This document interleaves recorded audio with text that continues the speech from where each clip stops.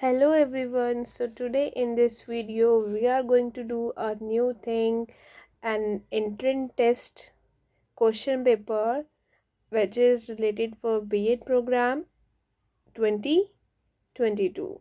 Okay, and it is related with the IGNOU University. So in this video we are going to discuss about the entrance test for B.Ed program 2022 which held in May. Okay, so in this question paper we have total number of question is 100. हमारे पास total 100 questions आते हैं. इसमें time आपको मिलता है 120 minutes and the this booklet consist of 2 parts A and B. Okay, so part A में क्या होता है? जनरल इंग्लिश कॉम्प्रिहेंशंस 10 क्वेश्चन होते हैं, 10 marks. Logical analytical reasoning 20 questions, 20 marks.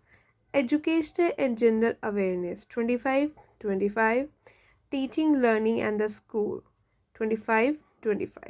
And the part B which is a section number 5. इसमें क्या होता है? Subject competence. जो भी आपका टीचिंग सब्जेक्ट होता है, आपको कोई भी एक सब्जेक्ट को क्या है, जैसे मेरा इंग्लिश था तो आई अटेम्प्ट द इंग्लिश सेक्शन. सो जिसका जो होता है आपका टीचिंग सब्जेक्ट, वो वही वाला क्या है सेक्शन को अटेम्प्ट करेगा. ओके, और यहाँ पे स्पेशल नोट भी दे रखा है. Any one subject is to be attentive from part B. If the candidate opts for more than one subject he or she will be treated as disqualified in the part B.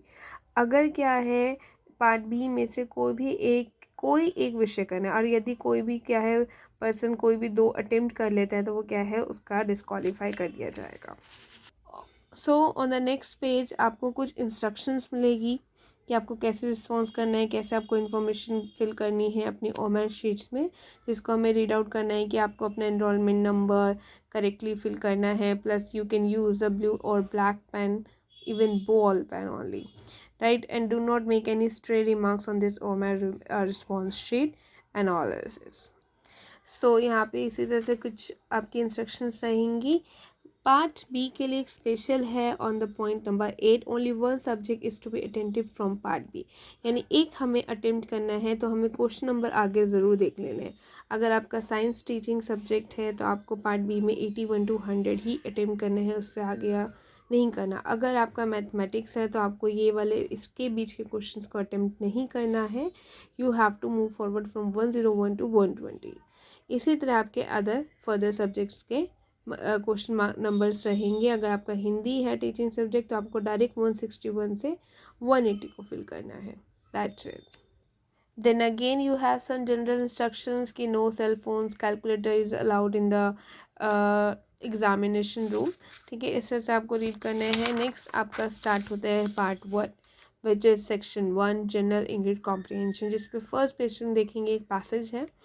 ठीक है, उसको read out करना है. उसके basis पे आपको क्या है ऑप्शन वाइज क्या है एमसीक्यू के क्वेश्चंस मिलेंगे एंड दोनों ही लैंग्वेजेस में क्या है क्वेश्चन. नेक्स्ट इसी बेसिस पे आपके क्वेश्चन एक तरफ क्या है इंग्लिश है, एक तरफ हिंदी है. नेक्स्ट हम जाएंगे आपके ऑलमोस्ट 10 क्वेश्चंस यहाँ आ गए.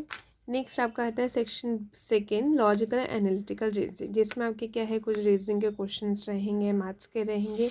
ये 11 से लेकर आपके 30 तक है. देन आपका section number 3 education and general awareness. इसमें आपके मिक्सअप क्वेश्चंस रहेंगे एजुकेशन से रिलेटेड और जनरल अवेयरनेस से रिलेटेड. जैसे story of my life was written by, किसने लिखी थी? The father of English poetry was, world water day is celebrated on and all. ये आपके 31 से. और आप देखेंगे दोनों ही लैंग्वेजेस में क्वेश्चंस लिखे हुए हैं.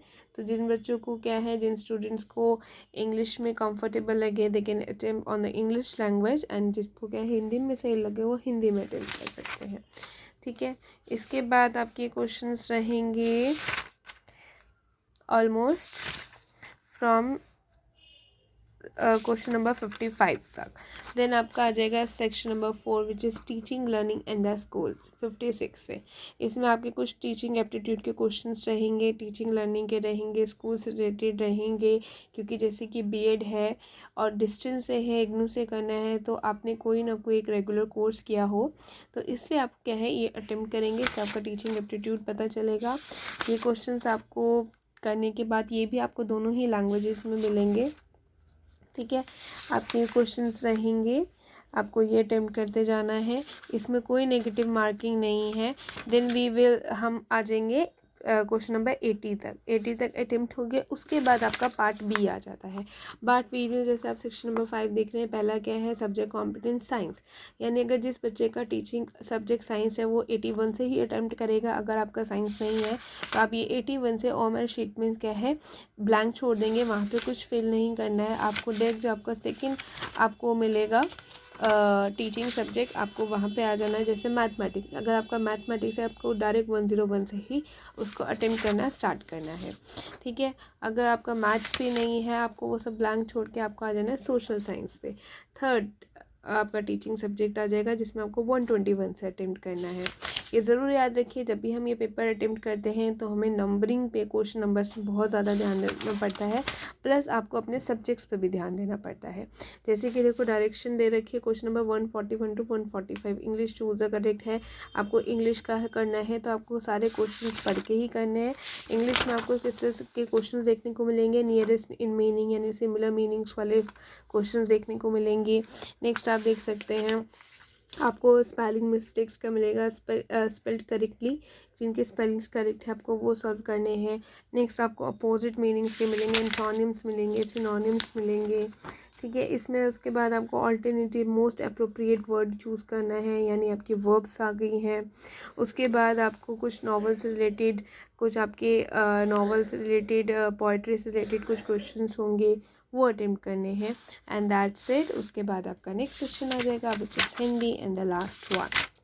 देन आपको लास्ट में कुछ रफ शीट के लिए काम पेज दे रखा होता है, कोई भी रफ काम करने के लिए। And that's it, it's true enough. Thank you so much.